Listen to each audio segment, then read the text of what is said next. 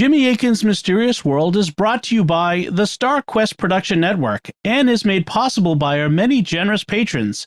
If you'd like to support the podcast, please visit sqpn.com/give. Previously on Jimmy Akin's Mysterious World. At the end of the year 1896, residents of California were startled to see an unknown airship appearing in their skies. This was before the Wright brothers conducted their first powered flight in 1903, and although balloons had been used for years, these new airships displayed unusual flight characteristics that were beyond other craft in their day.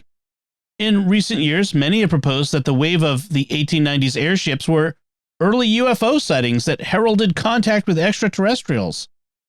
But others have said that it was all a giant hoax. So what's the truth about the 1890s airship mystery?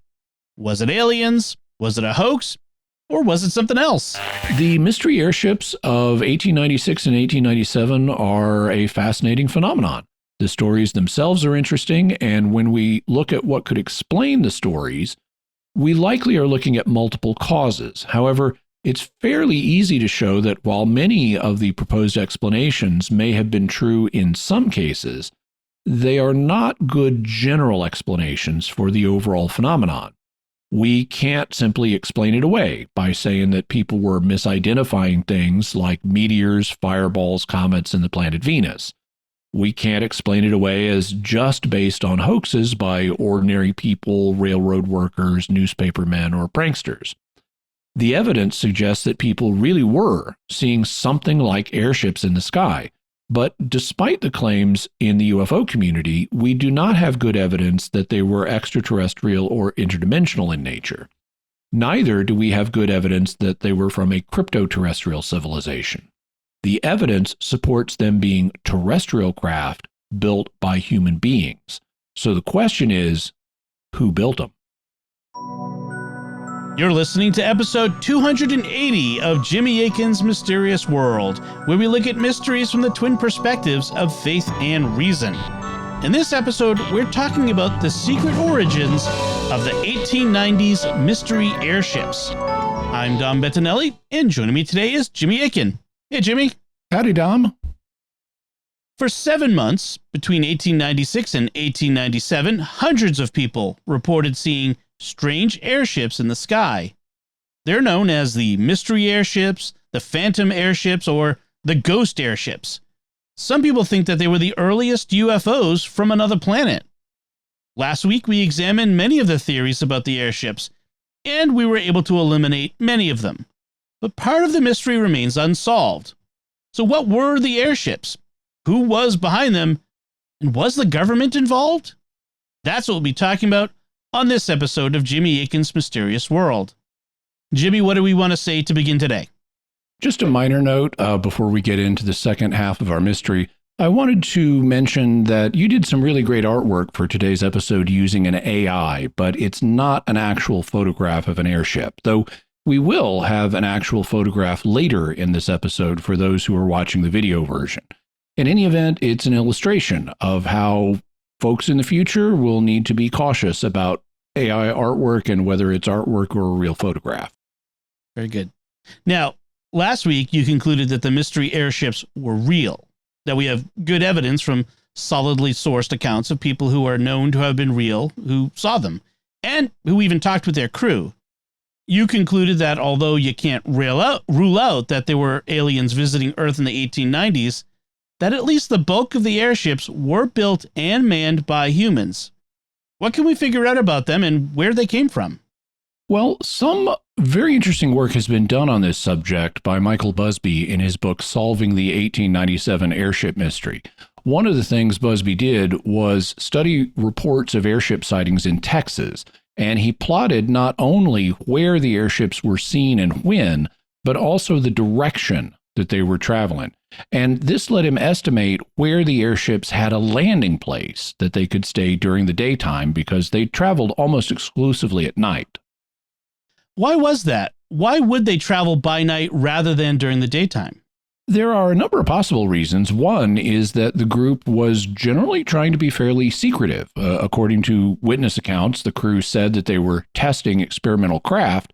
And if you've got a new and improved airship design that you're testing, you don't want too much attention because there was a race among inventors at the time to build better airships. And you don't want someone else learning about your design and stealing aspects of it, especially if you haven't yet secured a patent on it from the U.S. Patent Office.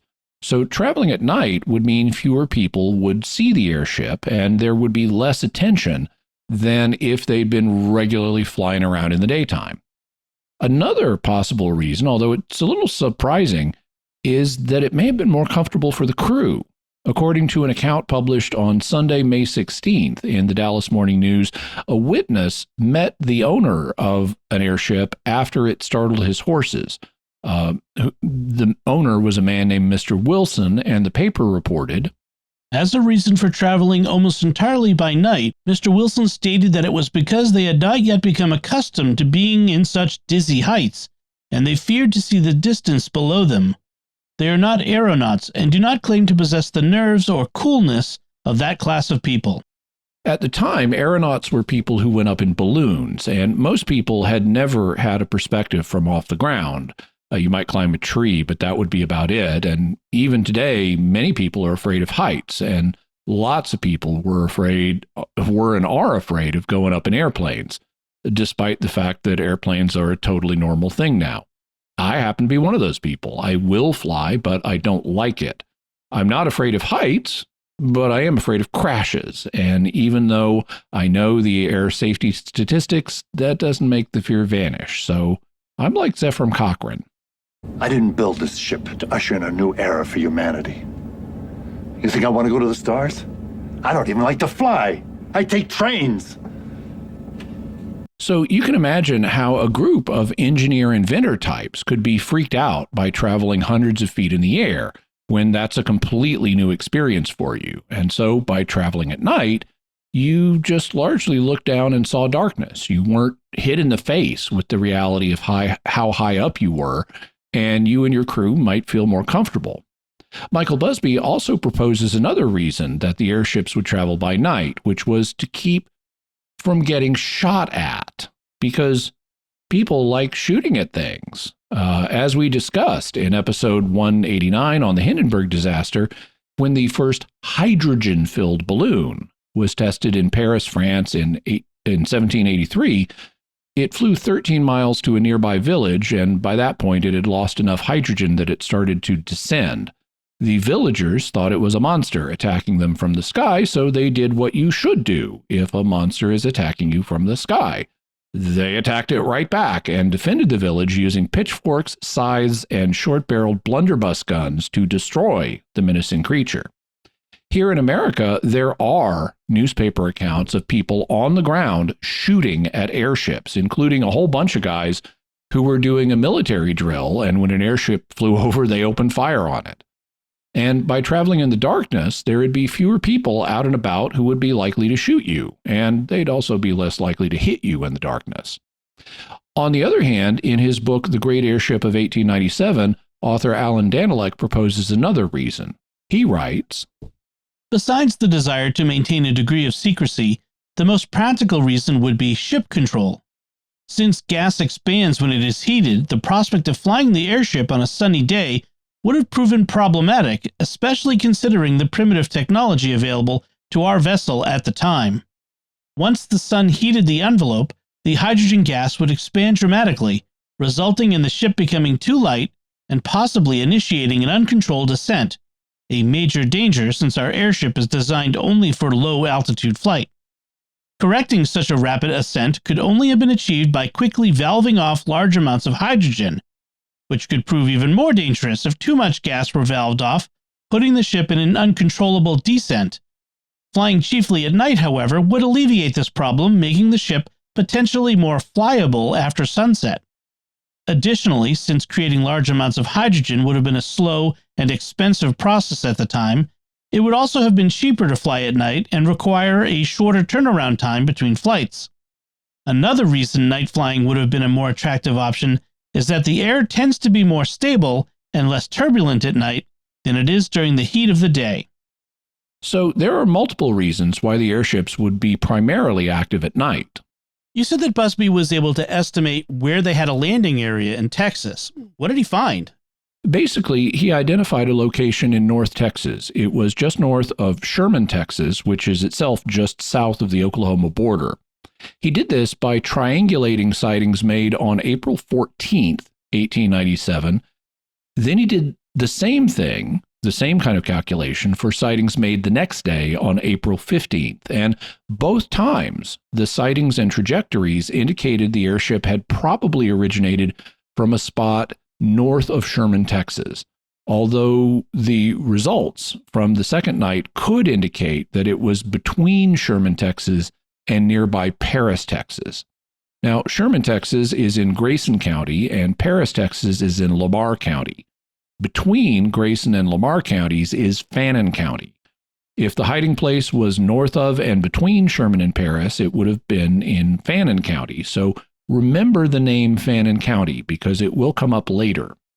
It's very significant that he got the same location, the same general location, based on the sightings from 2 different days.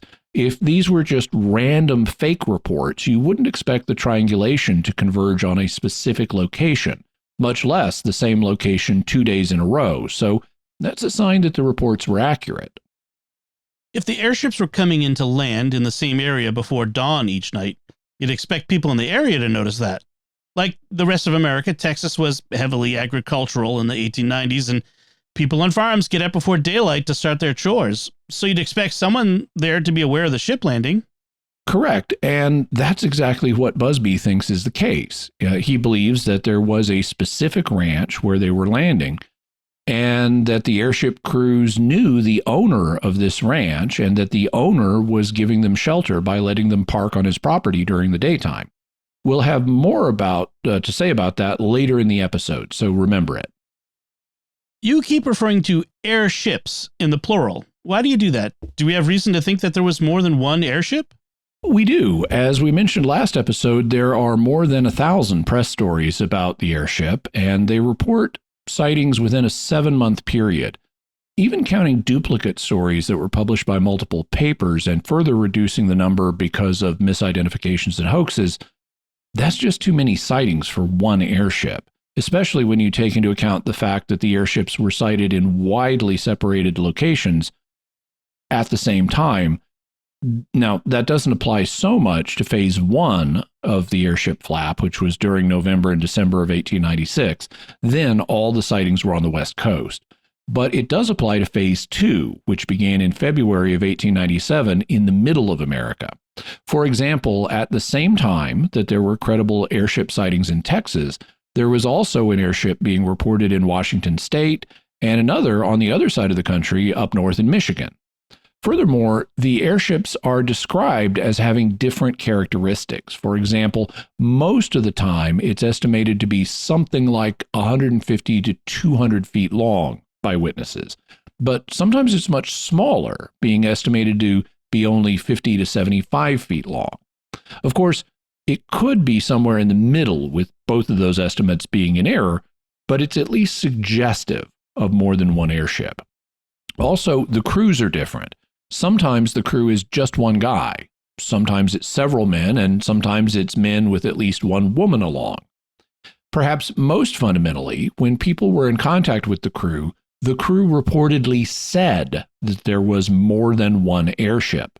For example, the crew that spoke with Judge Albert Love claimed that there were 10 airships touring the U.S., but most of what they said is hard to believe, so we shouldn't put too much weight in that. Then there was a piece published on Saturday, April 24th in the Shreveport Times, where a gentleman named H.C. Legrone of Deadwood, Texas, claimed to have received a message from the crew that had been dropped in a beer bottle. And the message stated that the ship that dropped it was one of 5 that were part of a group of airships. On Friday, April 30th, the Houston Post published another piece in which Legrone stated that he had met the crew of an airship, and they told him that it was one of 5 that were part of a group. Yeah, but that's just one source, Mr. Legrone. True, but I did confirm that H.C. or Hiram Clark LeGrone was a real person who did live in Deadwood in the late 1800s. In fact, his father, Adam, was the founder of Deadwood, and Hiram wrote the Deadwood News. But he could have been making it up. However, examples like these illustrate how people at the time understood there to be more than one airship, and we have other accounts of people at the time saying that there was more than one.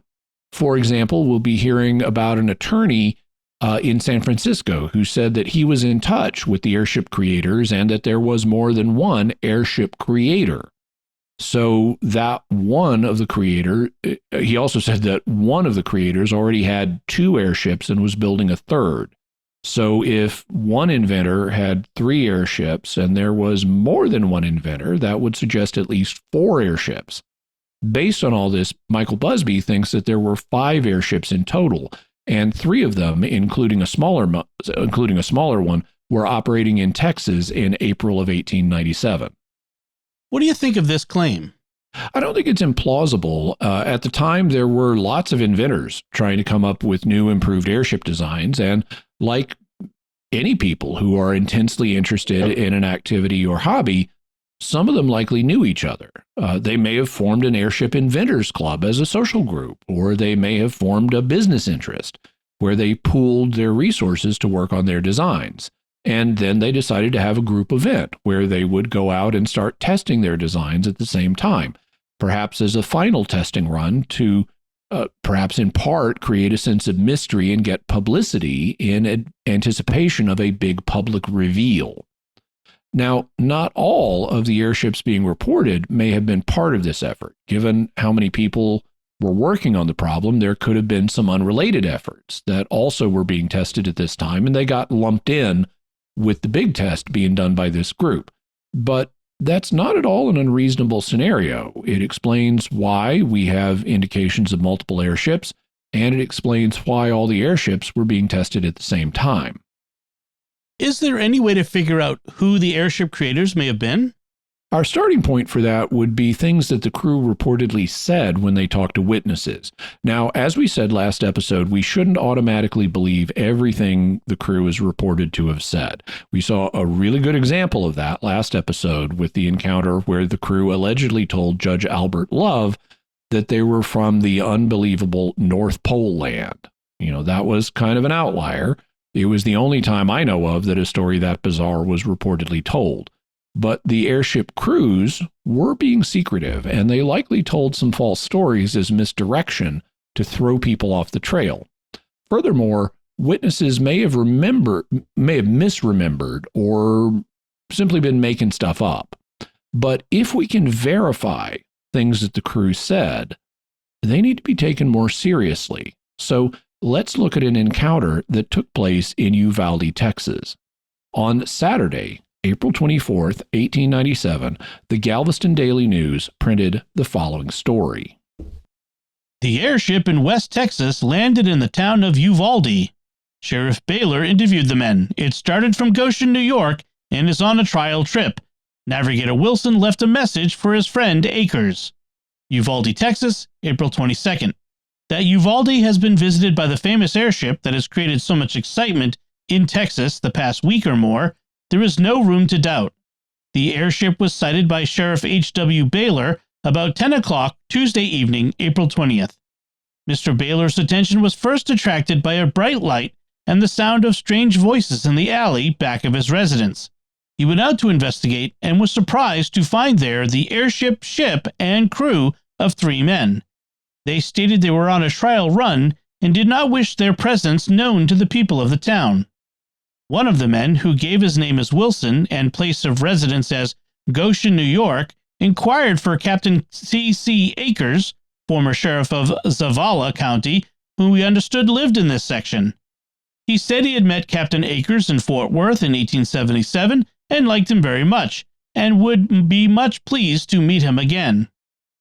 When told that Captain Akers was at Eagle Pass in the Customs Service, but often visited this place, he asked to be remembered to the captain on the occasion of his next visit.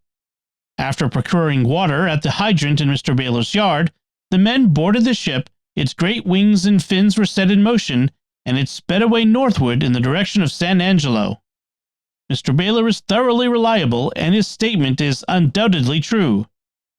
His description of the ship does not differ materially from that given by Mr. J.R. Ligon of Beaumont and the gentleman who saw it at Greenville. County Clerk Henry J. Bowles also claims to have seen the airship as it passed up Getty Street north of the Baylor residence.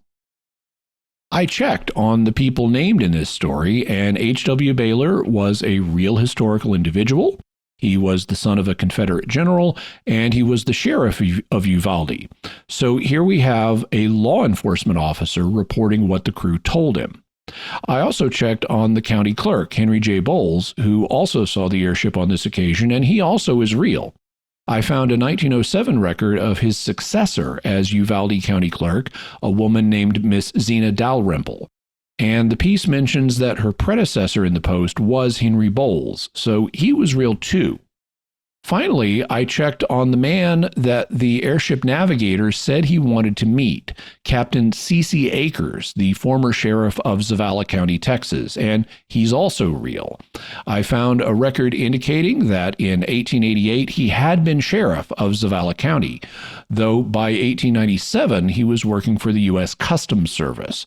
So all three of the men in this story are real. All three of them were government officials, 2 sheriffs and a county clerk. So it's a credible story. Now, according to Sheriff Baylor, the navigator of the airship was a man named Mr. Wilson. He was from Goshen, New York, and he wanted to meet former Sheriff C.C. Akers, who he said he'd met in Fort Worth in 1877. But Akers was now at Eagle Pass, Texas, which is right down on the Mexican border. And if he wanted to meet Akers and have Akers be able to remember him, then the name he gave would need to be his true one. He really would need to be named Wilson. Still, that's just one report using that name, so it could be wrong. However, 3 days later, on Tuesday, April 27th, a different newspaper, the San Antonio Express, printed this story. The airship at Eagle Pass. Sheriff Dow interviews its passengers. Mexicans much wrought up by the alighting of the ship on the banks of the Rio Grande. A description. Eagle Pass, Texas, April 25th.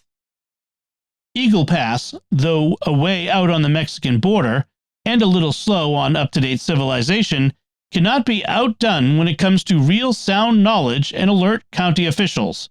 The learned folks of the border have been watching with interest the various accounts of the airship seen at so many different places simultaneously and the various descriptions of it, and had come to the conclusion that there was a whole fleet of airships, else the whole thing was a huge joke perpetuated upon a defenseless public by the heartless newspaper fraternity. Today, however, all is changed. The whole border is in a state of excitement. The Mexican element is in a frenzy. Crowds of Aztec descendants are gathered on different corners discussing a strange occurrence of last night, April 24. While the majority spend the hours on their knees begging to be saved, others expostulate and interpret the vision as an evil omen or a good spirit according to their own superior knowledge. The Express reporter's attention was attracted, and he immediately went in quest of Sheriff R.W. Dow, whom he found in a great state of excitement, relating his experiences to a group of substantial citizens. The reporter waited till the sheriff gained his equilibrium and got the following account of the cause of the commotion. Last night, about 12 o'clock, some Mexicans came running to my house and told me that a very strange thing of some kind had come down from above and stopped on the bank of the Rio Grande just below Fort Duncan. I went at once to the place and found an airship and 3 men on board. They were just from Uvalde and claimed that they had solved the problem of traveling by air. They're going from here to the Devil's River country to locate a herd of buffalo that was seen over there some time ago by Mr. Duval West and some hunters from Galveston. The men are all well known in West Texas, but do not care to have their identity known to the public just yet. One of the men inquired for Captain C.C. Akers of this place, but was told Mr. Akers was over the river counting some sheep that Mr. Shrimp is getting ready to ship to market. They filled their canteens with water from the Rio Grande and flew off. They invited me to accompany them, but district court being in session, I could not accept. Mr. Dow says it was so dark that he could not see the vessel so as to describe it, but he saw the men board it and fly away. I checked, and Sheriff R.W. Dow was a real individual.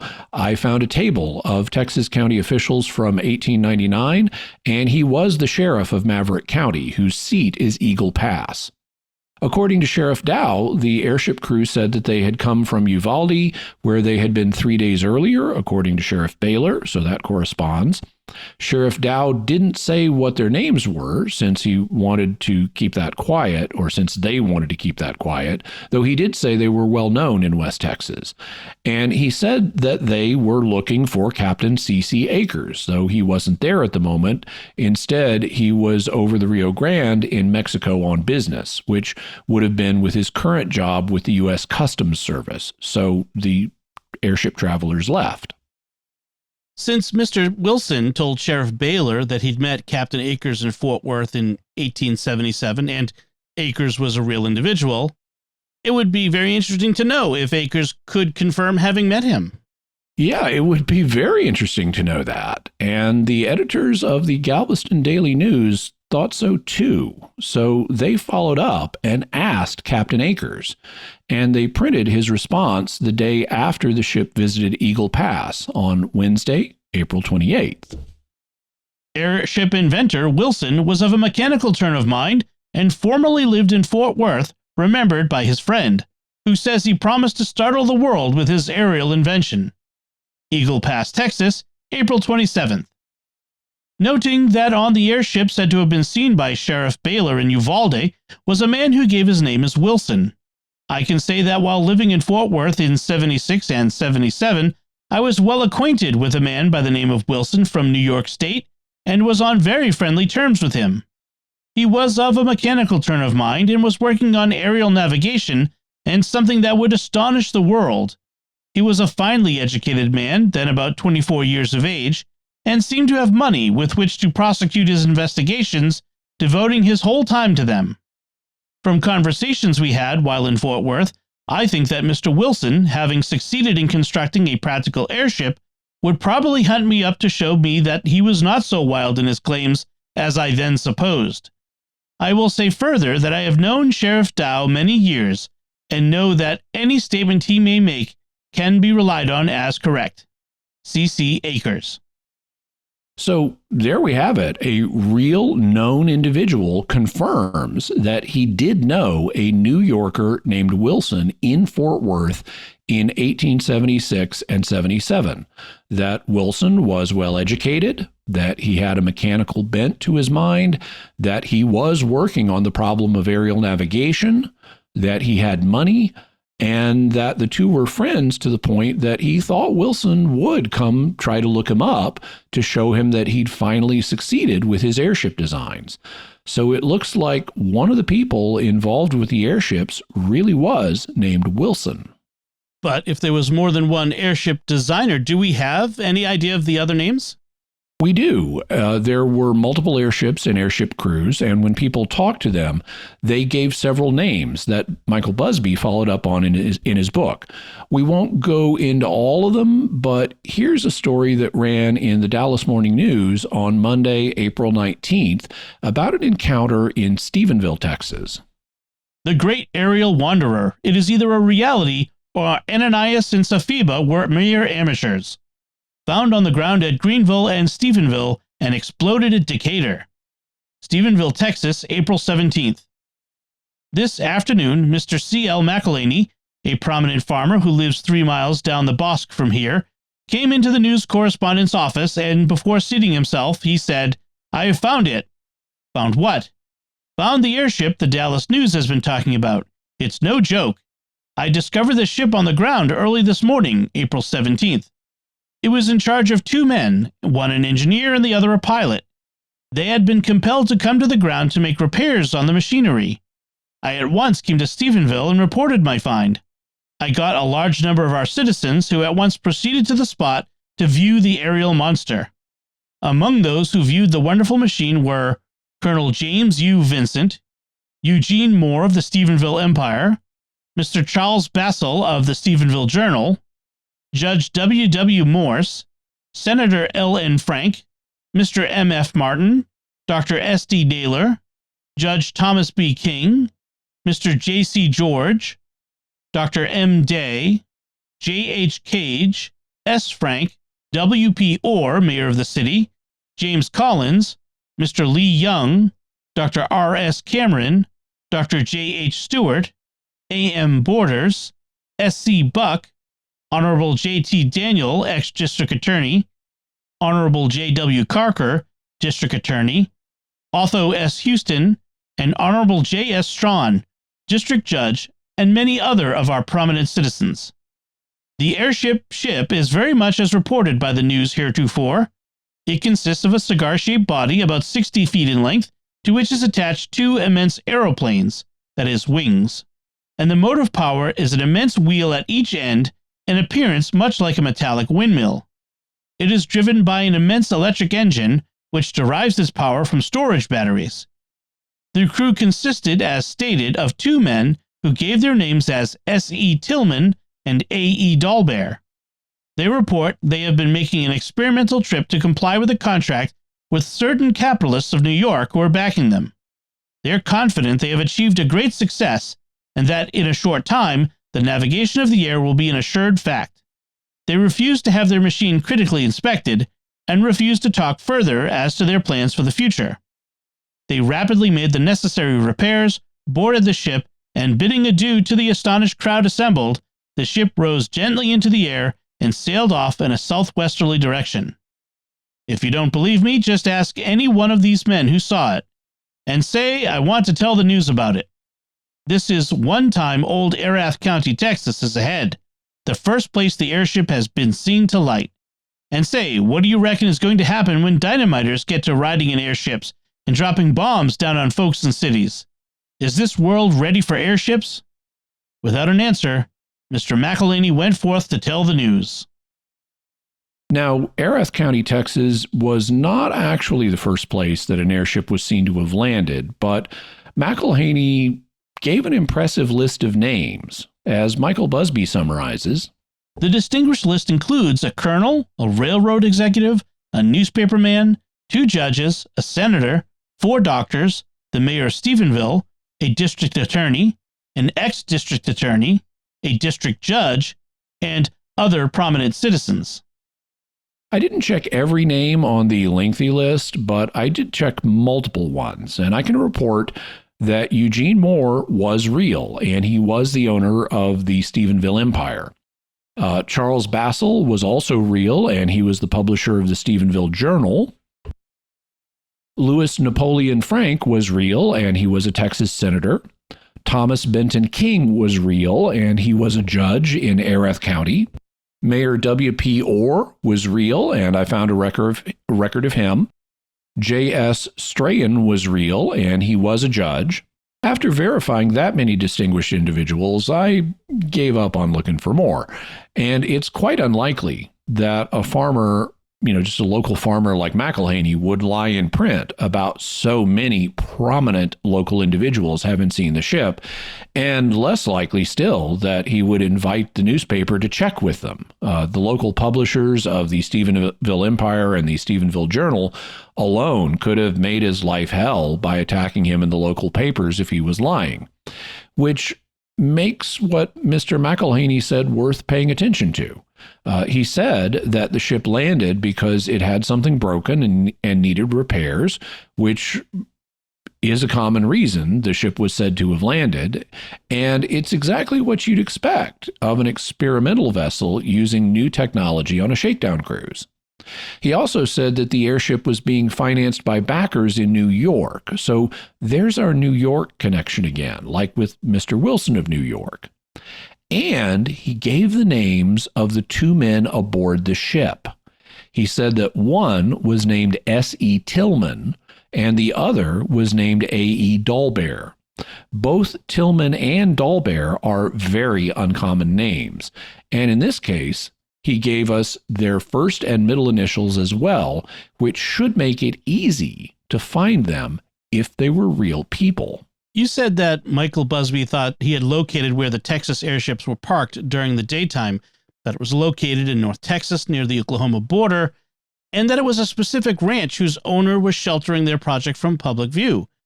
Was he able to identify a specific ranch?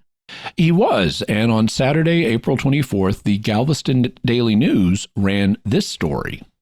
At Conroe, Montgomery County, Texas, April 23rd.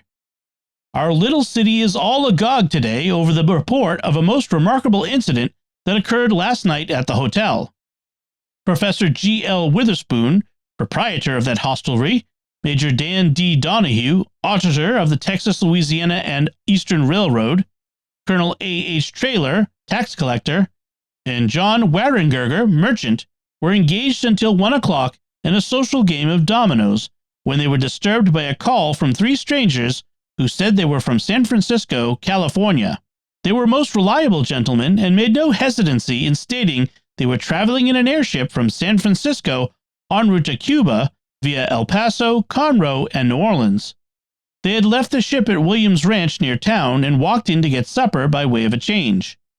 Major Donahue says that he feels like he has interviewed natives of the moon, as heretofore he has scoffed at the idea of an airship, and he and his friends on last night gracefully declined an invitation to inspect the wonderful aerial traveling machine, but when, less than an hour after his midnight visitors had taken their leave, he saw the ship rise majestically from the earth, illuminated by brilliant electric lights, and plow its way through space, his skepticism vanished, and the strange reality of an airship was stamped on his senses and vision.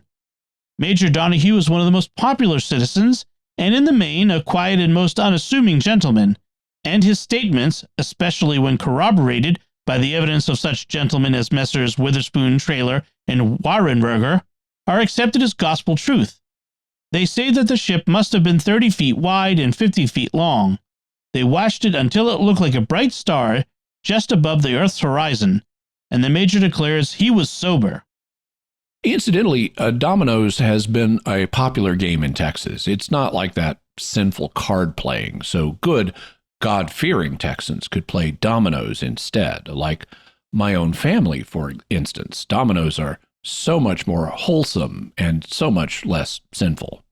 Now, I checked, and G.L. Witherspoon was a real individual, and he did run the Conroe Hotel, just as the story says. According to the story, the men were playing dominoes when at 1 a.m., 3 strangers showed up at the hotel. They said they were from San Francisco, which is where Phase 1 of the airship sighting started. And they said they were heading for Cuba. So there's the Cuba story again, which other airship crew members had told.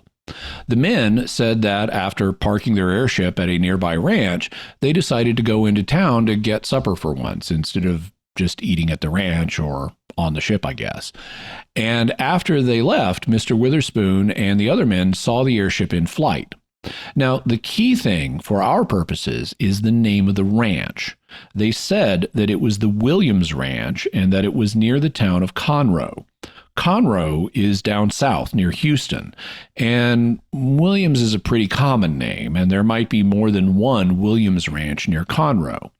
But another clue was in the newspaper record as early as Saturday, April 10th, 2 weeks earlier, when the Dallas Morning News reported about a man working on an airship at a ranch near Paris, Texas, owned by a man called U.S. Marshal Williams.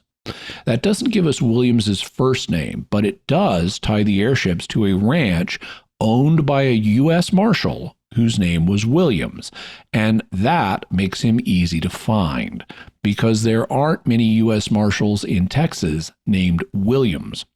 In fact, I checked a chronological state-by-state list of all the U.S. Marshals that have existed since the office was created in 1789, and there has only been one U.S. Marshal named Williams in the entire history of Texas. So he's definitely the one that the Dallas Morning News was referring to. His name was John Shelby, or Sheb Williams Jr., He was born in 1848 in Sonoma County, California, and he grew up in nearby Butte County, California.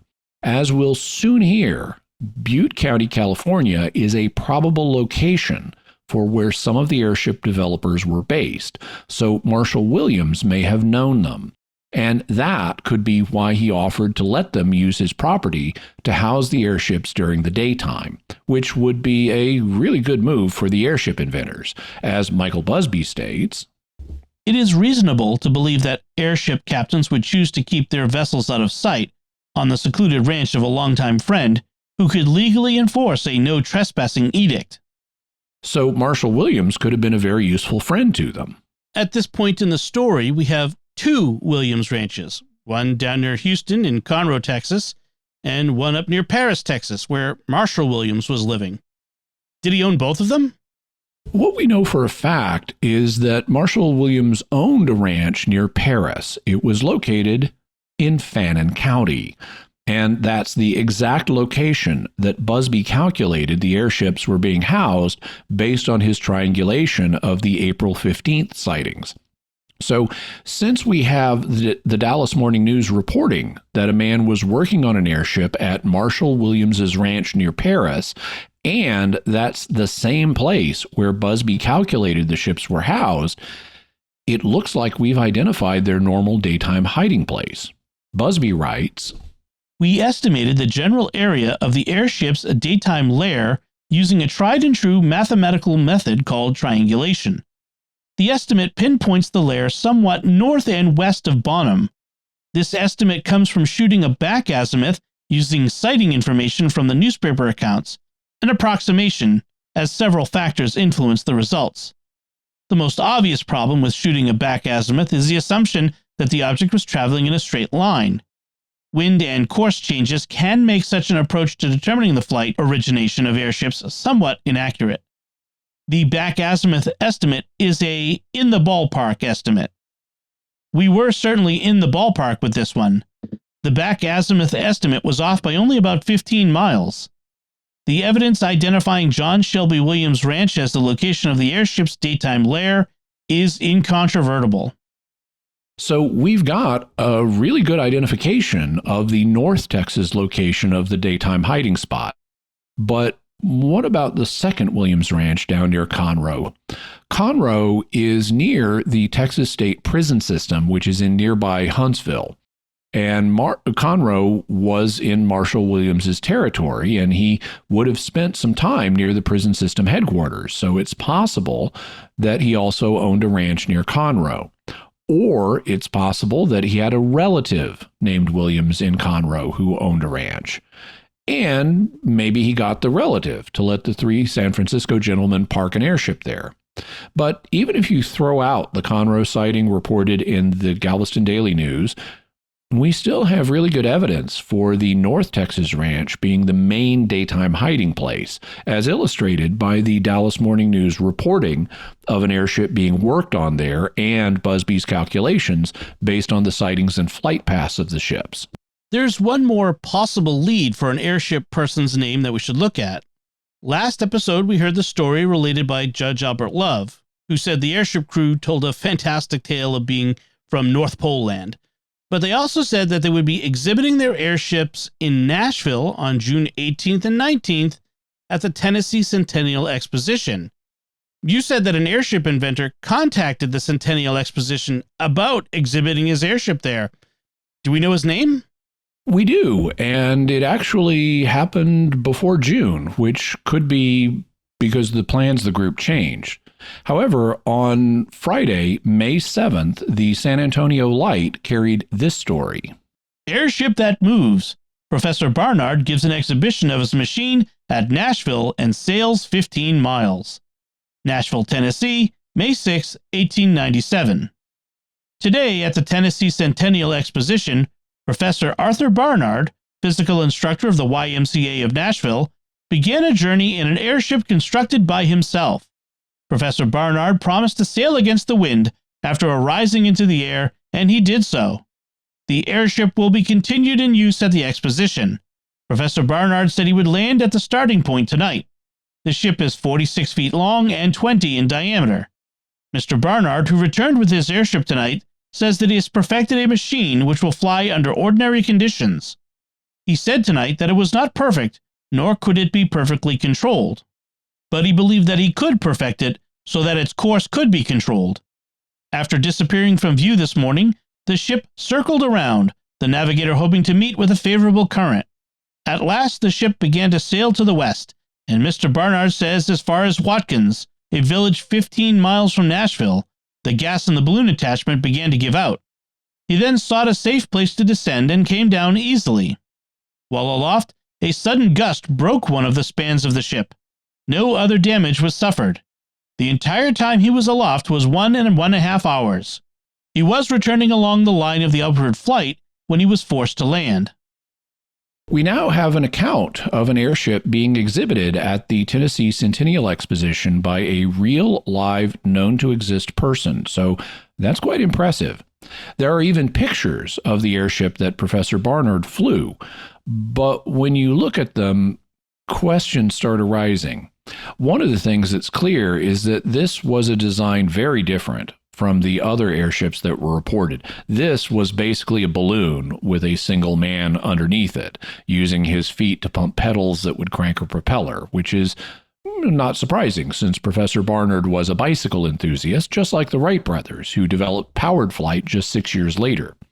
And then there is what is claimed to be a photograph of Professor Barnard's vehicle, and it confirms that it's a balloon with a long bar underneath it rather than a gondola, and wires hanging down to what looks like a bicycle and propeller mounting, though it's hard to tell in the photo since it's on the ground and there are people standing around it. But this thing is way more primitive than the other airships that we've been covering. It isn't remotely like them. So even though I don't want to take anything away from Professor Barnard's personal achievement, it looks to me like this is unrelated to the other more famous airships that were being reported. It's too primitive to be one of them. Now, I can't rule out that Professor Barnard was connected with the other airship inventors. He may have known them and even been part of their broader community, but I don't think we can count on this as solid evidence confirming the North Pole Land airship crew and what they told Judge Love. This looks like a coincidence. Still, at a minimum, it shows just how many inventors there were at the time trying to crack this problem. We now have quite a number of names of people alleged to have been involved as possible airship creators.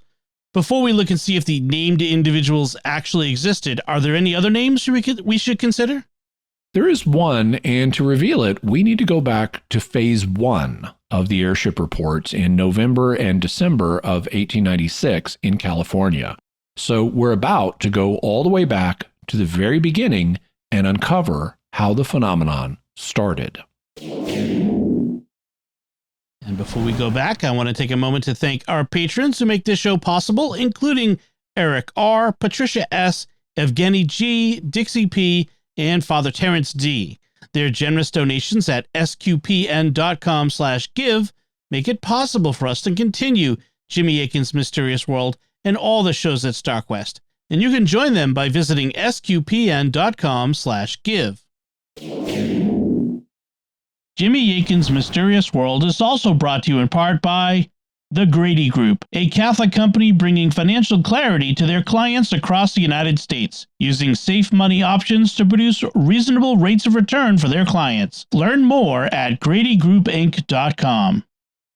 Jimmy Akin's Mysterious World is also brought to you by Great Lakes Customs Law, helping importers and individuals with seizures, penalties, and compliance with U.S. customs matters throughout the United States. Visit GreatLakesCustomsLaw.com. So, Jimmy, how did the airship phenomenon begin? It's normally reckoned as beginning in November of 1896 in Sacramento, California, but there's actually evidence that it may have started earlier. There are scattered reports in the press in the preceding months of things that might have been airship sightings. For example, on Friday, October 23rd, the San Francisco Examiner ran a story titled 3 Meteors in Line. in which they described the inhabitants of Nevada, California, or Nevada City, which is in Northern California, seeing a, quote, triple connected meteor, close quote. Now, you might think that this would mean 3 shooting stars in a line, in which case it would probably originally have just been a single meteoroid in space that then broke into 3 parts when it entered the atmosphere. And the phenomenon would have only lasted for a few seconds. But that wouldn't be particularly newsworthy. And people back in the day used the word meteor to refer to more things than we do now.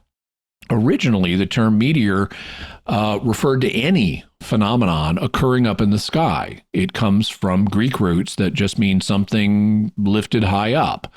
And it could refer to multiple things. For example, wind in the atmosphere was referred to as an aerial meteor.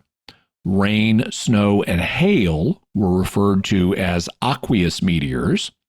Rainbows and auroras were referred to as luminous meteors, and lightning and shooting stars, which appeared to be fiery, were referred to as igneous meteors. So the statement about a triple connected meteor could indicate something other than what we today would think of. And so it could have been 3 airships in a line with their searchlights turned on. The same issue of the San Francisco Examiner also had an article titled "A Queer Thing in the Sky," which said that visitors at the famous Cliff House in San Francisco had seen something that looked like a comet with a fiery head and tail zooming over the water. But comets don't whiz rapidly through the sky. They're very slow moving. You can't see them move with your eyes. So some have thought that this might have been an airship with its headlight turned on.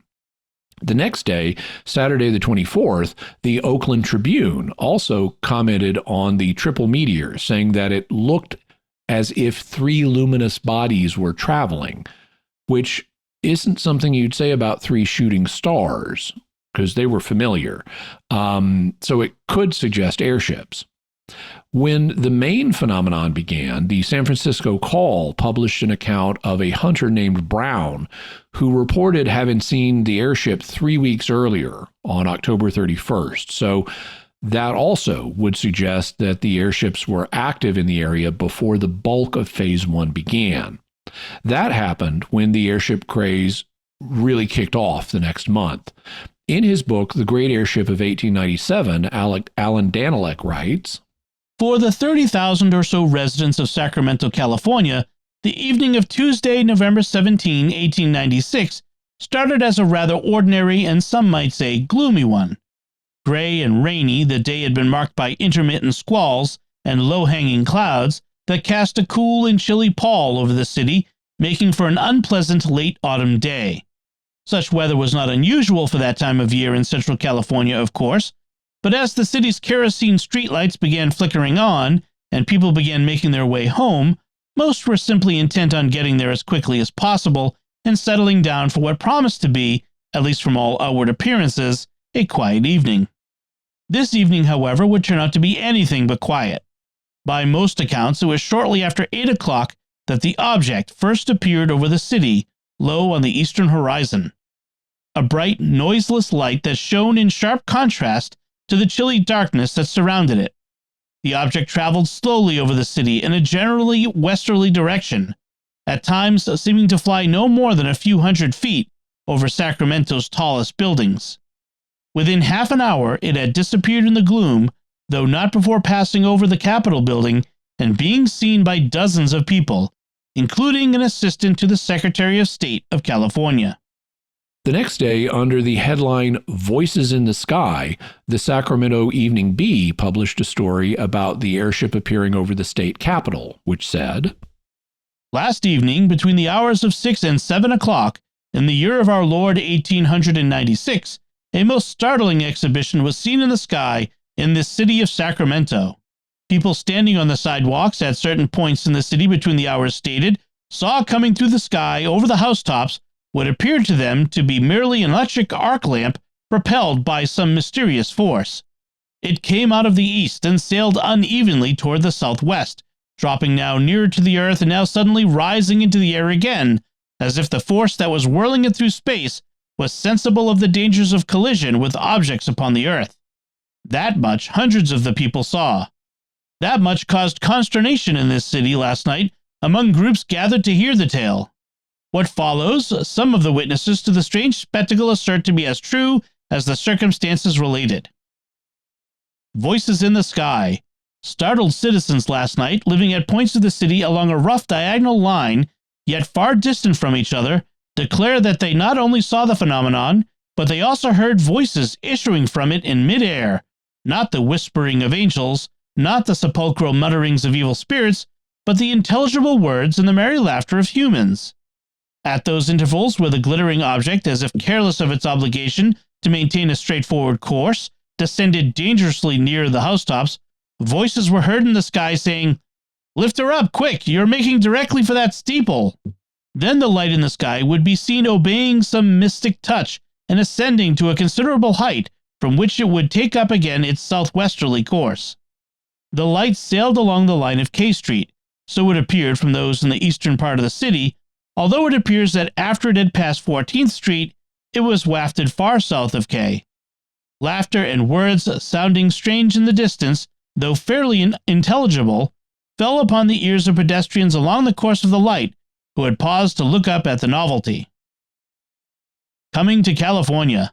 Last night's Bee contained a telegram from New York announcing that a man had perfected an airship and would on Friday of this week, accompanied by 1 or 2 friends, ascend from a vacant lot in the metropolis and go directly to California, which he promised to reach in 2 days. The description furnished in the telegram included an apparatus which was electrical to supply light and power for the astonishing contrivance. It is not regarded as likely, in view of the announcement contained in the dispatch, that last night Sacramento was overswept by this aerial ship. Put here is the incident. Here the chronicle of words heard, of a strange spectacle witnessed. Whence the light, which is not a meteor, all agree, came, whither it went, where it now is. These things it is not within the capacity of this article to deal with. Mr. Lusk's story. Charles Lusk, cashier of the Central Electric Street Railway Company, was at his home at 24th and O Streets last evening when, having stepped outside, he saw the remarkable appearance in the sky. He went into the house and told the inmates of what he had seen. This morning, Mr. Lusk mentioned the incident to some of the carmen and was amazed to learn from them that they had seen such a light as he described while they were in the neighborhood of East Park. More than that, they heard music and voices. One voice distinctly said, "Well, we ought to get to San Francisco by tomorrow noon." The carmen say they caught some faint idea of the shape of the object that was floating in the air. It was of balloon shape, and they concluded that it was a balloon. The paper noted that the previous evening they had published a telegram from New York announcing a planned air trip from New York City to California that was just about to happen.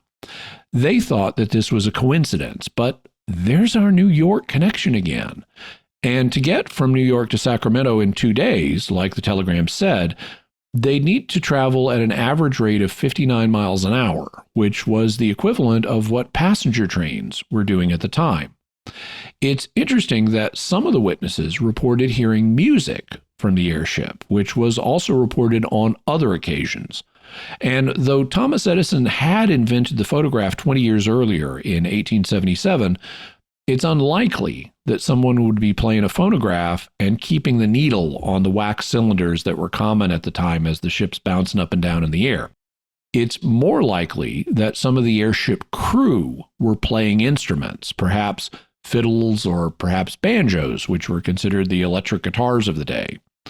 Since many more people played instruments back then than they do today, because we now have recorded music, and back then they usually didn't. So if you wanted music, you often had to make it yourself.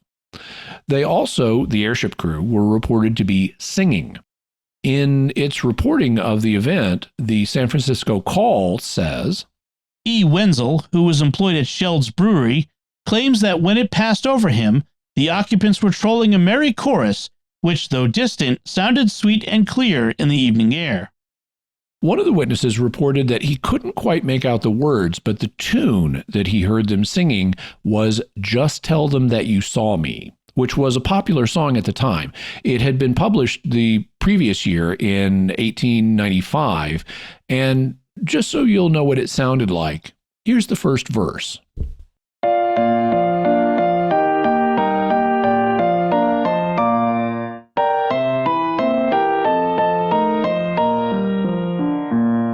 While strolling down the street one eve upon mere pleasure bent, 'twas after business worries of the day, I saw a girl who shrank from me, in whom I recognized my schoolmate in a village far away. "Is that you, Madge?" I said to her. She quickly turned away. "Don't turn away, Madge, I am still your friend. Next week I'm going back to see the old folks, and I thought perhaps a message you would like to send. Just tell them that you saw me," she said, "they'll know the rest. Just tell them I was looking well, you know. Just whisper if you get a chance to Mother dear, and say I love her as I did long, long ago." I also love that the witnesses heard the crew saying, "Lift her up quick, you're making directly for that steeple," and, "Well, we ought to get to San Francisco by tomorrow noon." And perhaps they did.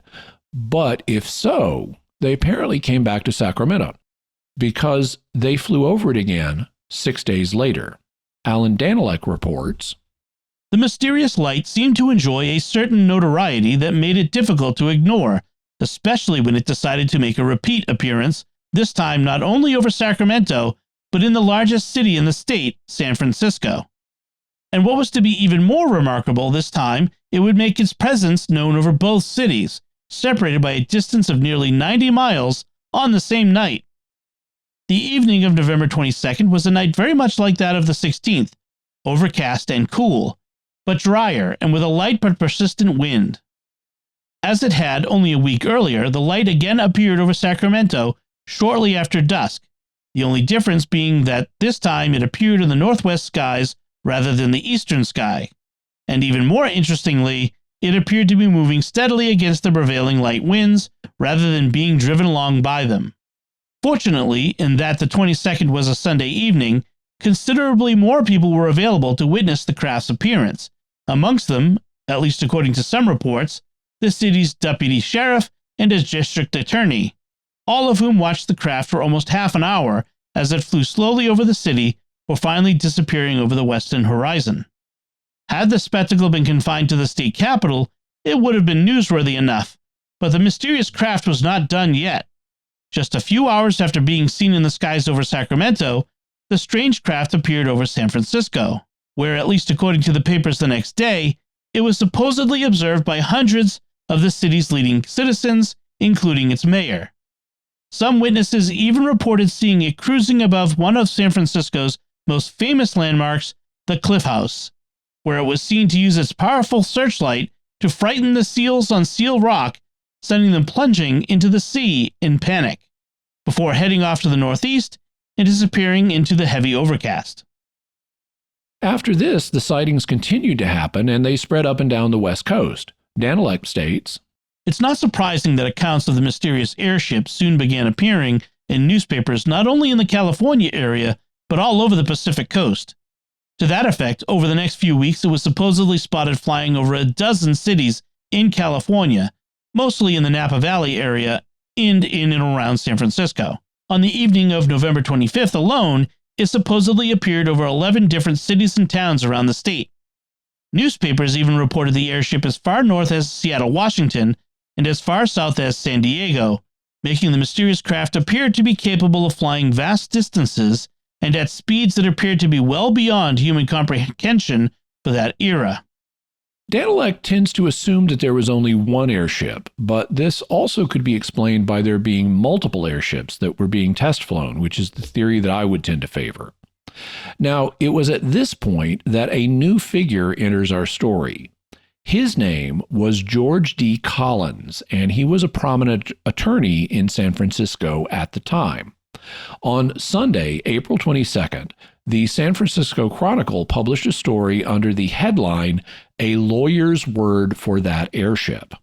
It read, in part, "There is a San Francisco attorney, George D. Collins, who asserts that the airship exists, that the inventor is his client, that the strange craft sailed without mishap from Oroville to San Francisco, that it did pass over Sacramento on its way to the bay, and that within a few days this invention, which is the solution of one of the world's oldest and toughest problems, will be navigated in daylight so that all San Francisco may see it, and that it will circle and rise and sink over the central part of the city." Attorney Collins, who occupies offices on the second floor of the Crocker Building, was seen about the matter at his home in Alameda last night. Just as a point of reference, Oroville, California is a town about 150 miles north of San Francisco in Butte County. And Alameda, where Mr. Collins lived, is, of course, the location of the nuclear vessels. He said, "It is perfectly true that there is at last a successful airship in existence, and that California will have the honor of bringing it before the world. I have known of the affair for some time, and am acting as attorney for the inventor. He is a very wealthy man who has been studying the subject of flying machines for 15 years, and who came here 7 years ago from the state of Maine in order to be able to perfect his ideas away from the eyes of other inventors. During the last 5 years, he has spent at least $100,000 on his work. He has not yet secured his patent, but his application is now in Washington. I cannot say much about the machine he has perfected because he is my client. And besides, he fears that the application will be stolen from the patent office if people come to know that his invention is practicable. I saw the machine one night last week at the inventor's invitation. It is made of metal, is about 150 feet long, and is built to carry 15 persons. There was no motive power as far as I could see, certainly no steam. It is built on the aeroplane, that is, wing system, and has 2 canvas wings 18 feet wide and a rudder shaped like a bird's tail. The inventor climbed into the machine, and after he had been moving some of the mechanism for a moment, I saw the thing begin to ascend from the earth very gently. The wings flapped slowly as it rose, and then a little faster as it began to move against the wind. The machine was under perfect control all the time. When it got to a height of about 90 feet, the inventor shouted to me that he was going to make a series of circles and then descend. He immediately did so, beginning by making a circle about 100 yards in diameter, and gradually narrowing in till the machine got within 30 feet of the ground. It then fell straight down very gracefully and touched the earth as lightly as a falling leaf. The reports from Sacramento the other night were true. It was my client's airship that the people saw. It started from Oroville in Butte County that evening and flew 65 miles in a straight line directly over Sacramento.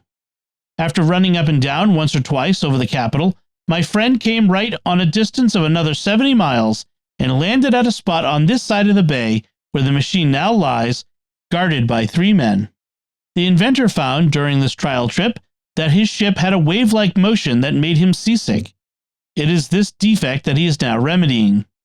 In another 6 days, the trouble will be done away with, and it is then his intention to immediately give the people of San Francisco a chance to see his machine. He will fly right over the city and cross Market Street a dozen times. I cannot tell you where he is housing the ship or what his name is, as I am under the pledge of secrecy. But it is a fact that the machine does its work perfectly and will astound the world and revolutionize travel when it has been displayed before the public. The inventor can fly with it to New York tomorrow if he wants to.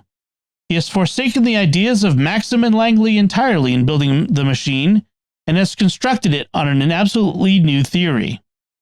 So the key takeaways from that are that the ship's inventor was a client of Collins's.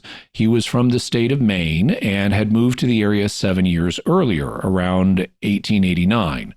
He had spent at least $100,000 or $3.6 million after all the inflation the government has caused on developing his airship. Collins saw a private demonstration of the airship, and he reported that its wings moved up and down, which was consistent with the way some airships were designed at the time, since the lifting power of a dirigible comes from the gas it contains. You don't need to generate lift with the wings, so they play a secondary role. Tests also revealed that the ship swayed in a way that made the inventor seasick, and he was trying to fix this. Although Collins didn't say so, the fact that the ship flew from Oroville in Butte County down to Sacramento suggests that Oroville is where it was built, or at least was being stored, though he indicated that at the moment it was being stored closer to San Francisco. Now, as you'd expect, having a prominent local attorney say that the inventor of the airship was a client generated a lot of focus on Collins, and the papers pressed him for more details. The next day, on Monday, November 23rd, the Sacramento Evening Bee ran a story that said, "This morning's San Francisco Chronicle announces that attorney Collins sticks to his story concerning the airship invention and its successful test. The Chronicle reporter remarked, several people are wondering, Mr. Collins, how this inventor can house his 150-foot vessel in a barn in the vicinity of Berkeley without having the existence of such a large structure discovered. That is easily accounted for," Collins replied.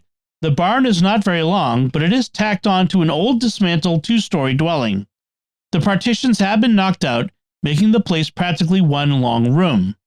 Collins went on to say that none of the larger parts of the machine had been made in this state. They had been manufactured in various parts of the East and shipped to Orville and Stockton, where they had been gradually put together. When pressed to give some clue to the identity of the inventor, he said, "Well, I will tell you this much. The man lives on the south side of Ellis Street in the 600 block. He's 6 feet tall and 40 years old, has no occupation, and is possessed of plenty of money. The place he lives in is a private house where he has been for 2 years, making frequent trips during that time to various places to look after the construction of his airship. He keeps his own counsel, and you won't be able to discover him. I can give you no closer information." Except that was all the information the reporters needed, and they immediately discovered the apparent inventor. The column immediately continued. "There are 20 lodging houses in that portion of Ellis Street described by Collins.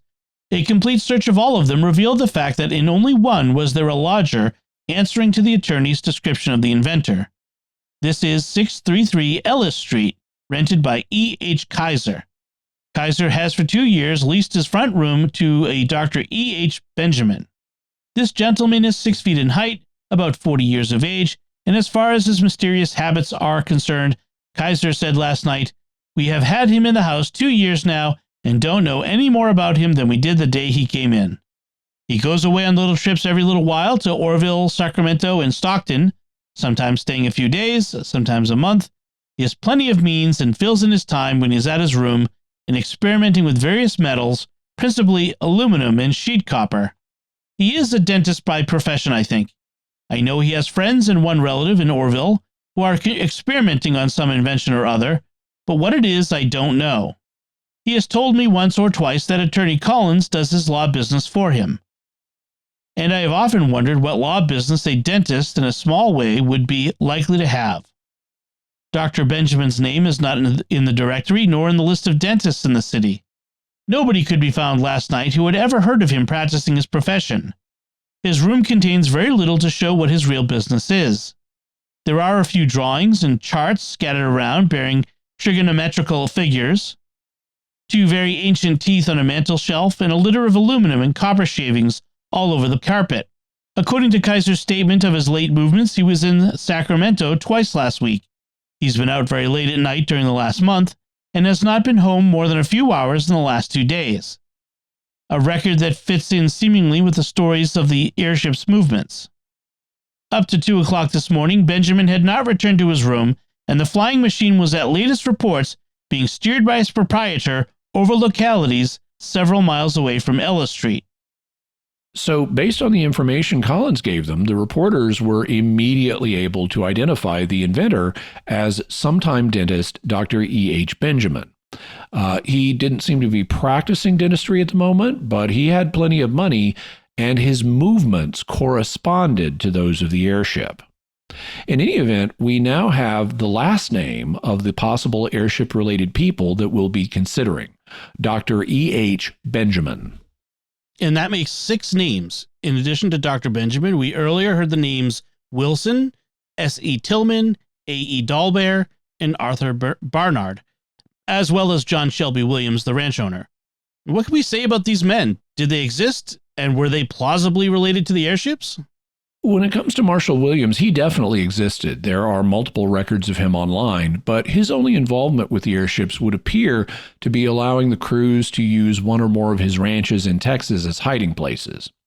That's plausible because he was raised in Butte County, California, and Butte County is where Oroville is. And we now have information connecting the airships to Oroville, so that's at least possible. When it comes to Barnard, he was a real person, and there's no doubt that he worked on airships, or that he showed one at the Tennessee Centennial Exposition. However, his airship was so primitive that it doesn't match the descriptions of the ones we've been covering, so I don't think he was a likely part of the same group. He may have known of them as people involved in the same activity, but his appearance seems to be more of a coincidence to me. Our two most promising names, because of how specific they are S.E. Tillman and A.E. Dahlbehr. And both of these men were real and are easy to find records of online.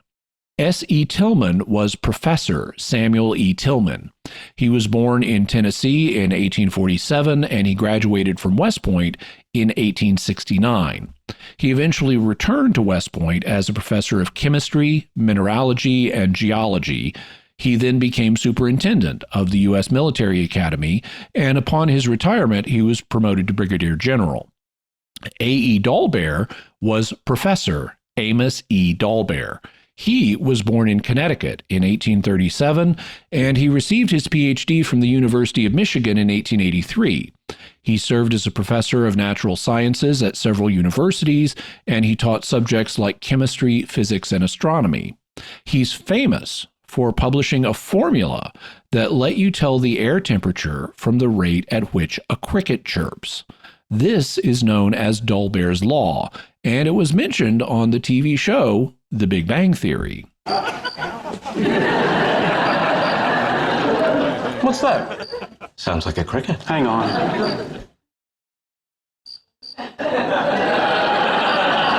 Based on the number of chirps per minute and the ambient temperature in this room, it is a snowy tree cricket.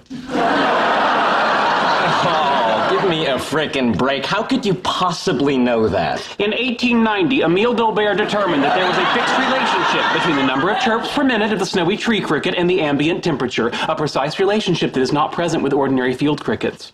The details in that aren't all correct, but you get the idea.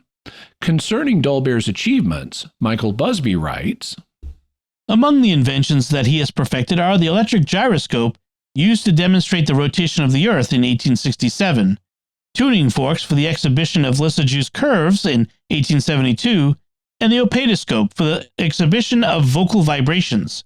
In 1873, he began to study the convertibility of sound into electricity, and in 1876 perfected and patented his magnetoelectric telephone, the basis for his lawsuit against Alexander Graham Bell for patent infringement, and the static telephone in 1879. He published The Art of Projecting, 1876, The Speaking Telephone, 1877, and Sound and Its Phenomena, 1885. In 1882, Professor Dahlbehr communicated over a distance of a quarter mile without wires. This fact is particularly noteworthy because it proves Professor Dahlbehr preceded radio pioneers Hertz and Marconi. Professor Dahlbehr received a U.S. patent for a wireless telegraph in 1882 and obtained a patent for an induction method of a wireless telegraph in 1886. So he was quite the inventor, and it's plausible that both Tillman and Dahlbehr could have been involved in the airships. Commenting on reports that some of the airships used electric batteries to power their propellers, Michael Busby writes, note the identification of the storage batteries as the source of electricity. Motive power is again identified as electrical motors fed by storage-age batteries. Dahlbehr and Tillman were university professors with a professional interest in electricity and batteries.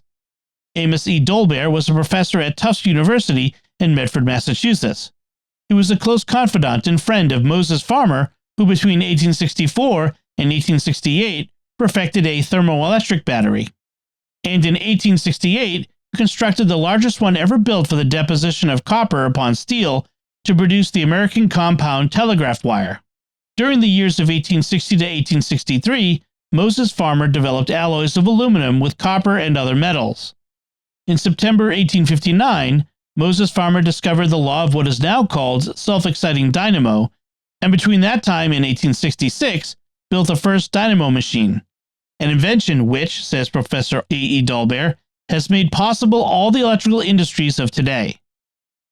Captain Samuel Eskew Tillman was a professor of chemistry at West Point Military Academy from December 23, 1880, until his appointment as the Academy's superintendent in 1917. Professor Tillman authorized the textbook Elementary Lessons in Heat and Essential Principles of Chemistry. So these two guys could plausibly be interested in airship development, and they could have ended up on an airship together when it was seen in Stephenville, Texas. And we have confirmation of that from another source.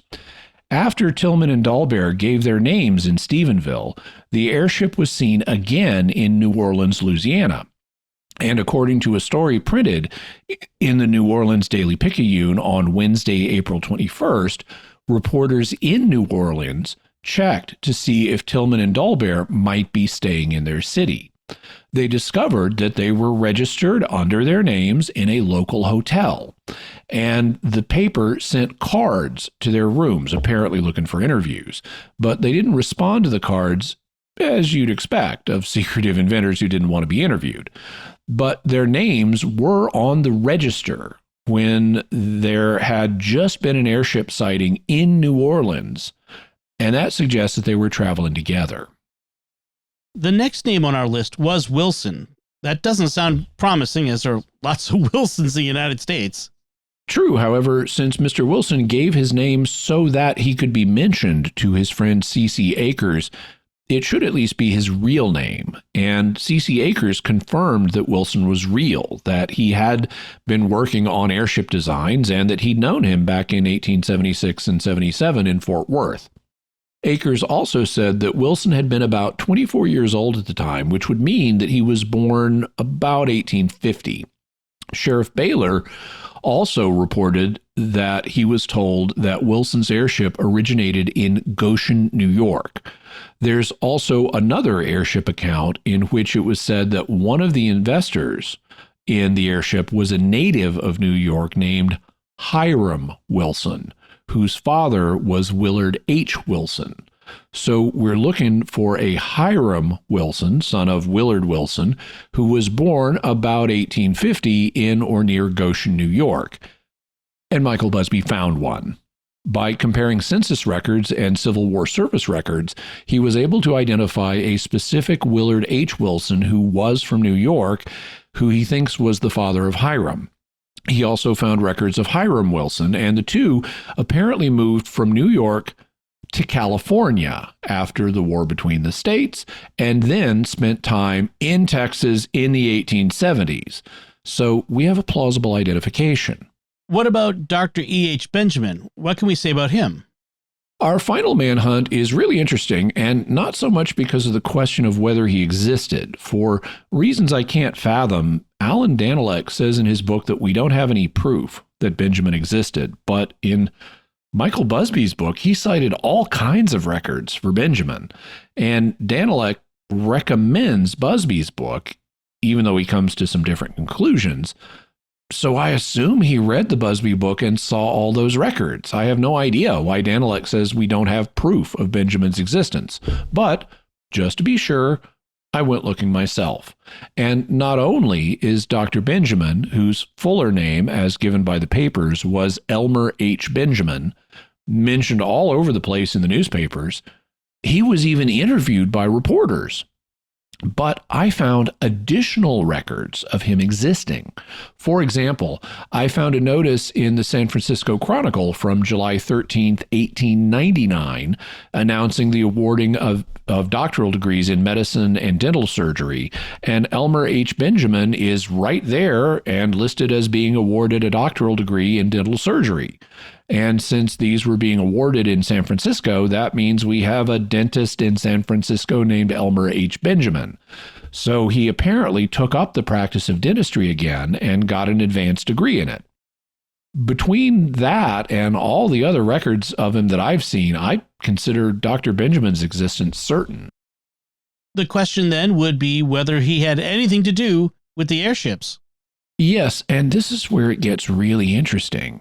If, as George Collins implied, Benjamin was his client whose identity he had promised not to reveal, but Collins revealed enough details to let reporters figure out who he was, then you'd imagine Benjamin would be really mad about that. Well, on Tuesday, November 24th, the San Francisco Call published a piece in which they poked fun at Collins for a sudden reversal he'd made. Yesterday, he either had a visit from the irate inventor and an order to quit talking, or else he has just been aroused from a hypnotic condition into which some unknown Svengali plunged him a week ago. Like Charles Dickens' character from Bleak House, Little Joe, he don't know no think about no think. He indignantly repudiates the insinuation that there ever was an airship, and as for his having seen such a thing fly, the very supposition is ridiculous. There certainly was a man who visited him a few days ago with some talk about a flying machine and a patent and a model, but beyond that he's not aware of anything in connection with the matter. He never sent any airship application to Washington, and in short, any man who says he did is a liar and a son of a liar. Mr. Collins thinks it an insult to connect him in any way with anything so vulgarly improbable as an airship. He is sorry to have to tell 200 or 300 people who have listened to his statements that they are, well, storytellers, but he can say no other way out of it. On Sunday, the following scrap of conversation passed between two persons. Mr. Collins, on your word of honor as a professional man, have you seen this airship in successful operation? Yes, I have. But Mr. Collins was evidently in a trance at the time, for he doesn't now remember a word about it. So anxious is Mr. Collins to undo the wonder he has worked that he now declares his positive belief that no successful airship has ever been constructed. When he took a retainer from his client last Thursday morning, Collins says he instructed the inventor to provide him with a model. Promising to do so, the inventor left and has not since returned. So Collins' story has completely changed, and Benjamin, now that the press has identified him, also indicated that he had nothing to do with the airship. The story continued. Benjamin talks, is inconsistent, but refuses to father the invention. Dr. E. H. Benjamin, the man who has either by chance or for a purpose been suggested as the inventor of the airship, was seen at 633 Ellis Street last night by a call reporter. He had retired and was asleep but arose, partly dressed, and cordially invited his late visitor into his room, a large single bedchamber at the front of the boarding house and with a bay window overlooking Ellis Street. Dr. Benjamin is a sinewy-built man above the average height, and with a large mustache and brown hair and gray eyes. He frankly denied having any connection with or personal knowledge of an airship, but his avowals of willingness to impart the information were it his to give were not consistent with his acknowledgments that a man with so very valuable an invention, not completely perfected and not yet securely patentable, would be justified in lying in a straightforward manner in order to divert from himself all attention that might result in his being persistently followed, and the whereabouts and design of the flying device made known. Benjamin said, in effect, I'm not the guy, and I'd tell you if I were, but I'd also be justified in lying to you if I were. So that doesn't particularly inspire confidence that he's telling the truth in this interview. The article went on to say, during a long conversation, he said in part, I am a dentist and have been for 12 years. I am 34 years old and a bachelor. I have a married uncle in Placerville. His name is F.W. Benjamin, and he is a practicing physician of some means. George Collins is my attorney, for I have known George for a long time, and whatever little law business I have wanted done, I have had him do it. I saw him today, and he laughed heartily when I told him that they had me as the inventor of the airship. He is a shrewd fellow. Well, I only wish I was the inventor. but I'm inclined to think I would be afraid to go up on it. It is true that I'm an inventor, but along other lines. My inventions have to do with dentistry and consist in patented crowns and bridges for teeth and a reducer to draw the gold bars and making gold caps without seams. Then I have a number of other little dental inventions. Since my name appeared this morning in connection with this affair, my friends have joshed me a good deal about being the inventor, and I have told some of them that they may have a ride with me tomorrow if the night is favorable. I have given some thought to the possibility of inventing an airship. I firmly believe that there is an airship somewhere near here, and that it will not be long before the public sees it.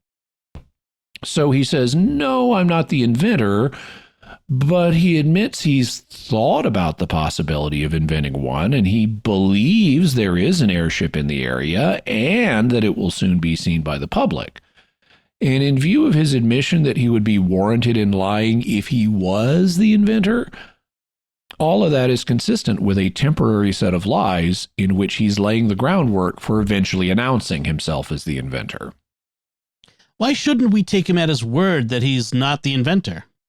Because it's really hard to explain George Collins's earlier claims on this theory.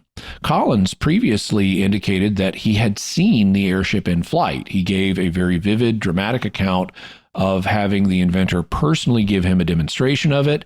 He said he filed a patent application on the airship. He also gave lots of specific details about the inventor.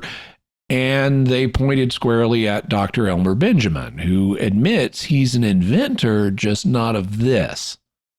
Yet now Collins says he's never seen the airship or even a model of it. He hasn't filed a patent application and is waiting to see a model from the inventor, that he apparently just met the inventor last Thursday, and that none of the details that he gave that pointed to Benjamin apply to the actual inventor. It's really hard to see how all that could just be a misunderstanding, which suggests that what really happened is what the San Francisco Call suggested. He let too much slip, and he had a meeting with the irate inventor who told him to shut up and take the heat off of him as his client. And then Benjamin apparently did something unexpected. On Wednesday, November 25th, the San Francisco Chronicle ran a story under the headline, "Venus and Mars Under Suspicion." The article was a lighthearted, mocking one in which the paper made fun of both Collins and Benjamin. But in the middle of all the mocking, the Chronicle dropped this bombshell. Benjamin came into the Chronicle office yesterday and said that he wanted to throw off the mask. This continued deception was killing him. He was the inventor of an airship and had been working on the proposition for 7 years. He had the whole thing nearly ready for the public and was only waiting to perfect a few details before springing it on an anxious world. The Chronicle apparently didn't believe him because they just kept on mocking, but Benjamin apparently admitted to a newspaper that he was the inventor. This didn't mean that he wasn't mad at Collins, though, because he apparently fired George Collins and got a new attorney. The same day, on Wednesday, November 25th, the San Francisco Call ran a story which stated, Ex-Attorney General W.H.H. Hart now has charge of the destinies of the airship, which has hitherto been under the legal wings of Attorney George D. Collins. The reason for the change is said to be due to the loquacity of Mr. Collins. The inventor, who is said to be extremely desirous of maintaining his incognito, thinks that Collins talked not wisely and too much. And that's only explainable on Collins's first story, where he gave a lot of details about the inventor, and that would make Benjamin the inventor. Collins' second story was just badly executed damage control, so Benjamin got a new and more prestigious attorney, a former attorney general. And William Hart went on to say, There are two inventions, and they are very much alike. One was perfected in the East and the other in California. I have been concerned in the Eastern invention for some time personally. The idea is to consolidate both interests.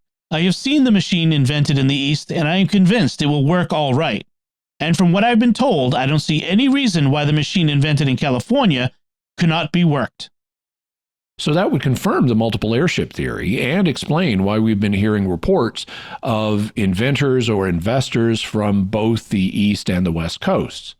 Hart also went on to describe the function that the airship would be put to. My plan of operating this invention requires it to be kept as secret as possible. I propose to use it wholly for war purposes, and within the next 5 or 6 months it will be put to the test. From what I have seen of it, I have not the least doubt but that it will carry 4 men and 1,000 pounds of dynamite. Before it is brought into practical use, however, 2 important modifications must be made. It must be so constructed that if it should be injured while over a body of water and drop, it will float like a boat. The bottom will also have to be protected so that the cylinder cannot be penetrated by rifle bullets or weapons of small caliber. Because we expect to use it for war purposes is the reason I will not give the names of the persons who are interested in it. We don't want to be arrested as filibusters on the first trial of the machine. From what I know of it, I am quite convinced that 2 to 3 men could destroy the city of Havana in 48 hours. This machine is being tested in California owing to the favorable character of our climate. So there's our connection back to the Cuba story that we heard about last episode, that one or more of the airships were going to be used to bomb the Spanish forces in Cuba during the Cuban War of Independence and the forthcoming Spanish-American War, which we discussed back in episode 151 on Operation Northwoods. We also talked about military filibusters and what those are back in episode 255 on the Knights of the Golden Circle. The call also got word from another source about the identity of the inventor. One source apparently told them that it was a doctor named Catlin, who had been assisted by Dr. Benjamin. However, this may be mistaken, and I haven't seen any evidence that Dr. Catlin existed.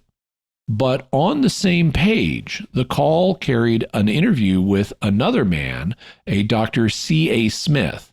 And Smith says he can't say that he's seen the California airship, but he's working on one that will be ready for testing next April and tour the country. Dr. Charles A. Smith was a real man, and he was an airship inventor.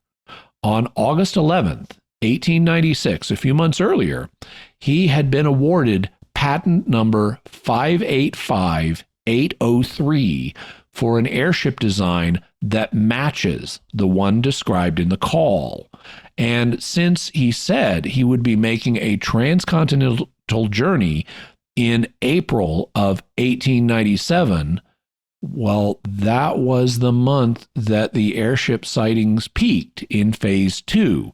So it's very possible that he was one of the inventors who was active during that phase.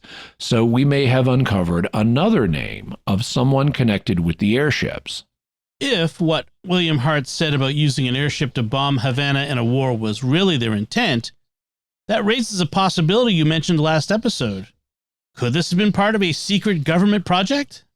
It's possible. Now the government does way more classified military research than it did back in 1896, but it did have secret military projects back then.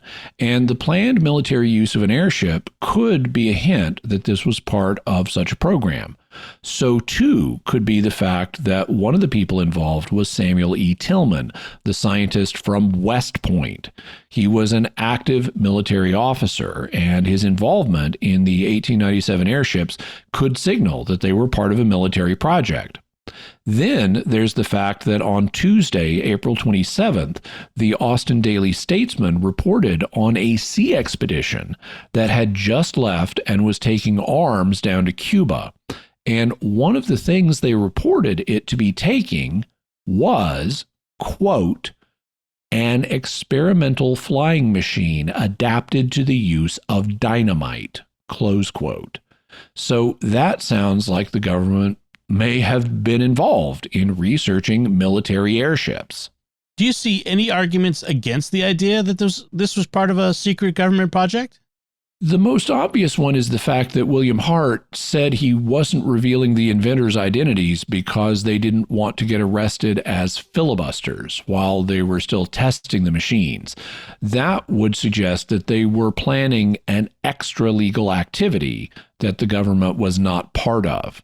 He also indicates that they had a highly commercial motive and expected to be well paid for their activities. He estimates that they would make $5 million or $180 million today in just 6 months. So they apparently expected to be handsomely paid by somebody, perhaps grateful Cubans. And with all that money, they could retire anywhere in the world they wanted or just bribe their way out of any legal trouble for conducting a military filibuster. However, all of that also could be part of a cover story, so I consider it uncertain whether this was part of a government project or not. Even if military men like Professor Tillman were involved, that doesn't mean it was authorized by the government. We now come to our final question from the reason perspective, which is why the airship flap of 1896 and 1897 ended. If these were human inventors, we can't chalk up their behavior to the mysterious, inexplicable ways of aliens. So if it was a military project, why didn't they bomb Spanish forces in Cuba? And if it wasn't a military project, why didn't they announce their marvelous new invention to the world? Well, I've seen it suggested that it's possible they really weren't interested in publicity, that the two phases of the flap could have just been a big joyride, aeronauting festival for an inventors club. But this isn't consistent with the numerous statements that they planned to reveal their airships publicly, or with the way they seemed to court publicity. It looked like they were building up to something, whether that was building up to attracting wealthy financial backers who would invest in them to start a new commercial air travel conglomerate, or whether it was showing what they could do to wealthy financial backers who would pay them to bomb Spanish forces in Cuba. So the fact that they didn't do either of these things suggests that something stopped them. And the question is, what? One suggestion I've seen, just as a possibility, is that they were bought out by the railroad barons. Almost all passengers and a lot of freight are shipped today by the airline industry rather than by the rail industry. And you could foresee that this would happen if we got the problem of aerial navigation solved. So when the railroad barons realized that airships would crush their business, they bought out the inventors and convinced them to keep their design secret, only to have the Wright brothers smash everything a few years later with the invention of powered flight. The problem is that this explanation is entirely speculative. I'm not aware of any evidence for it. But I am aware of evidence for another thing that could have stopped them. And it's illustrated by this story from Tuesday, April 13th, in the Detroit Evening News. Went to smash, airships said to be scattered over Kalamazoo County. Carlsberg, Michigan, April 13th. If reports from Pavilion Township are true, then the much-talked-of airship was not only a reality, but is now a thing of the past. George W. Summers and William Chadburn, old soldiers, claim to have seen the airship on Sunday evening, April 11th, when they remained up until a late hour in attendance upon a sick horse. The descriptions given by the Patriots are somewhat at variance, but agree in the assertion that the apparition was illuminated at both ends and plowed through space with wonderful rapidity. They had scarcely time for the above observation when a dull explosion was heard and the object disappeared. They declare the report to have been like that of heavy ordnance and to have been immediately succeeded by a distant sound of projectiles flying through the air. Wondering neatly, they proceeded to the house where they passed an excited and sleepless night. While these two men are the only ones who claim to have witnessed the phenomenon, there are many corroborating circumstances as follows. Mr. and Mrs. Wallace say they heard the explosion distinctly, but thought it was thunder. But the discoveries of the morning were sufficient to establish the veracity of the two actual observers, the two old soldiers. In one place, 2 miles from Scott's, there was found part of some electric appliance. At another point, a propeller blade of some very light material was found in a partially fused condition. 3 men engaged in shingling a barn in Comstock Township affirmed that upon resuming work on the morning following the occurrence, they found their completed work strewn with minute fragments which had in some instances penetrated the shingles and entered the boards beneath. Whatever may be the theories, there is scarcely a doubt that the aerial stranger is gone forever, and that its origin and the experiences of its crew are to remain forever a mystery. And this wasn't the only story like that. There's one account of an airship in Meade, Washington being found abandoned on the ground after it broke down. And there are other stories of what were either definitely or possibly airships crashing and exploding. And remember, all this was brand new technology. Even if the principles had been around for a while, it hadn't been put together this way before, and that's why the crews were often seen on the ground doing repairs to their airships. So maybe what we could call the Hindenburg problem happened to this first group of airships. We discussed the Hindenburg disaster back in episode 189, so you can go back and listen to that for the details. But basically, maybe some or even all of the airships blew up because of the hydrogen they were using, since helium wasn't available in quantity yet. Or maybe they otherwise broke down. And it was enough to convince the inventors that this technology was not yet ready for prime time. So they quietly backed off from the project to save face. And that's what you'd expect them to do if they were conducting airship tests and experienced multiple, sometimes catastrophic failures that killed men working for them who were part of their crews. I think that this, more than anything else, is the likely reason they never publicly announced their new airships. Finally, is there anything to say about the 1890s airships from the faith perspective? Not really. This is a story of science and technology, and there's nothing wrong with building airships. The inventors were just pioneers who didn't have all the bugs worked out yet. That means they took risks, but innovation involves risk, and you can't always foresee how much risk you're undertaking with a new venture. However, as we discussed in episode 208 on time travel prayer, we can still pray for everyone involved in this project, including those who lost their lives or appeared to have lost their lives when the airships failed, as well as for those who survived. And Jimmy, what's your bottom line on the mystery airships? I think the airships were likely real, and that we've identified at least some of the men who were likely behind them. Dr. Elmer Benjamin, Dr. Charles A. Smith, Professor Samuel E. Tillman, Professor Amos E. Dahlberg, and Hiram Wilson are all plausible candidates. I think that this may or may not have been part of a government project, and I think that we've identified the most likely reason that it failed, which was the failure, and sometimes catastrophic failure, of multiple airships when they were put to extensive testing. So I think we've likely solved the secret origin of the mystery airships. And what further resources can we offer to the listeners? We'll have a link to Michael Busby's book, Solving the 1897 Airship Mystery, and J. Allen Danilek's book, The Great Airship of 1897.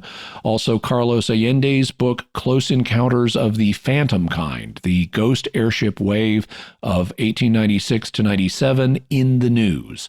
We'll also have a link to a video of that popular song, Just Tell Them That You Saw Me, and also information about Dahlberg's law involving crickets. So that's it from us this time. What are your theories about the secret origins of the 1890s mystery airships?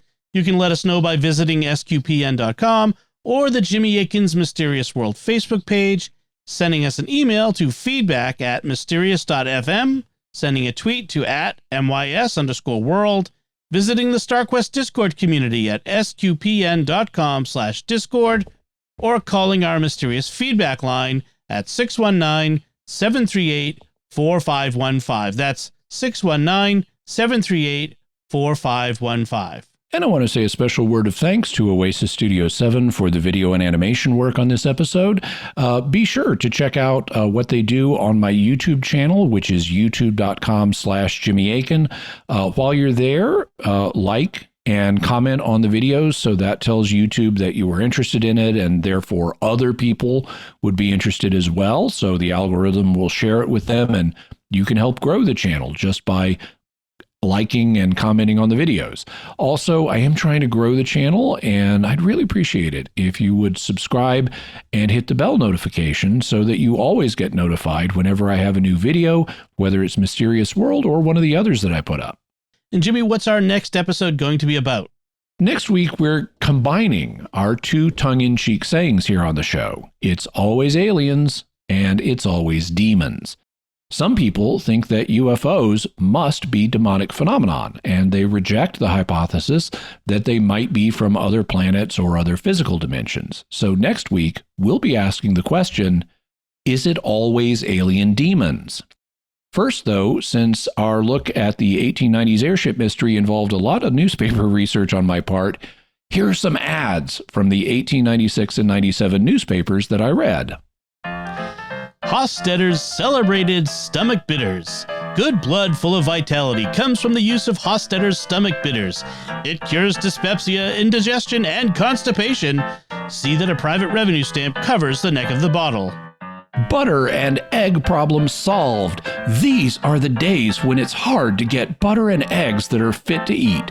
The next time you want good butter and eggs, try us. We sell and guarantee. Sedgwick Creamery butter, absolutely sweet and palatable, comes by express every day. Per pound, 35 cents.